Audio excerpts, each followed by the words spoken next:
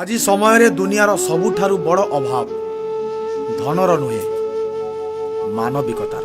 ଅମାନବିକ ଲୋକ ଜୀବନରେ କେବେ କ୍ଷମା ମାଗନ୍ତି ନାହିଁ, କାରଣ ସେମାନେ ନିଜ ଭୁଲକୁ ଭୁଲ ବୋଲି ବିଲକୁଲ ମାନନ୍ତି ନାହିଁ। ସବୁଠାରୁ ବଡ଼ ନିଷ୍ଠୁରତା ହେଉଛି କାହାର ଦୁଃଖକୁ ଜାଣି ମଧ୍ୟ, କାହାର କଷ୍ଟକୁ ଆମେ ଜାଣିଲା ପରେ ମଧ୍ୟ ତାକୁ ଅଣଦେଖା କରିଦେବା।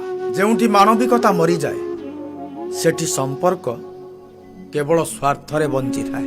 ଅମାନବିକ ଲୋକଙ୍କ ପାଖରେ କଥା କଥାକେ ଯୁକ୍ତି ଥାଏ, କିନ୍ତୁ ହୃଦୟ ନଥାଏ। ଅନ୍ୟର ଦୁଃଖରେ ହସୁଥିବା ମଣିଷଟା ନିଜର ସୁଖର ଅଧିକାରକୁ ଜୀବନରେ ହରେଇ ଦେଇଥାଏ। ଆଜିକାଲି ଲୋକେ ଭୁଲକୁ ନୁହେଁ, ଦୁର୍ବଳକୁ ଦୋଷ ଦିଅନ୍ତି, ଆଉ ଏହା ହିଁ ହେଉଛି ଅମାନବିକତା। ଅହଙ୍କାର ମଣିଷକୁ ଉଚ୍ଚ କରେ ନାହିଁ, ବରଂ ଏକା କରିଦିଏ।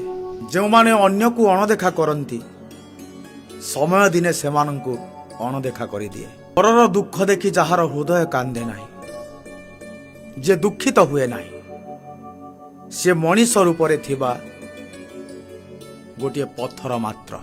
ଜୀବନ ଆମର, ଦାୟିତ୍ୱ ଆମର।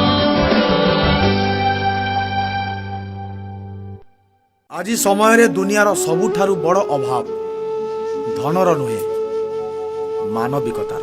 ଅମାନବିକ ଲୋକ ଜୀବନରେ କେବେ କ୍ଷମା ମାଗନ୍ତି ନାହିଁ, କାରଣ ସେମାନେ ନିଜ ଭୁଲକୁ ଭୁଲ ବୋଲି ବିଲକୁଲ ମାନନ୍ତି ନାହିଁ। ସବୁଠାରୁ ବଡ଼ ନିଷ୍ଠୁରତା ହେଉଛି କାହାର ଦୁଃଖକୁ ଜାଣି ମଧ୍ୟ, କାହାର କଷ୍ଟକୁ ଆମେ ଜାଣିଲା ପରେ ମଧ୍ୟ ତାକୁ ଅଣଦେଖା କରିଦେବା। ଯେଉଁଠି ମାନବିକତା ମରିଯାଏ ସେଠି ସମ୍ପର୍କ କେବଳ ସ୍ୱାର୍ଥରେ ବଞ୍ଚିଥାଏ।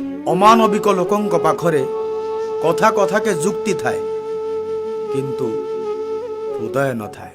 ଅନ୍ୟର ଦୁଃଖରେ ହସୁଥିବା ମଣିଷଟା ନିଜର ସୁଖର ଅଧିକାରକୁ ଜୀବନରେ ହରେଇ ଦେଇଥାଏ। ଆଜିକାଲି ଲୋକେ ଭୁଲକୁ ନୁହେଁ, ଦୁର୍ବଳକୁ ଦୋଷ ଦିଅନ୍ତି, ଆଉ ଏହା ହିଁ ହେଉଛି ଅମାନବିକତା। ଅହଙ୍କାର ମଣିଷକୁ ଉଚ୍ଚ କରେ ନାହିଁ, ବରଂ ଏକା କରିଦିଏ।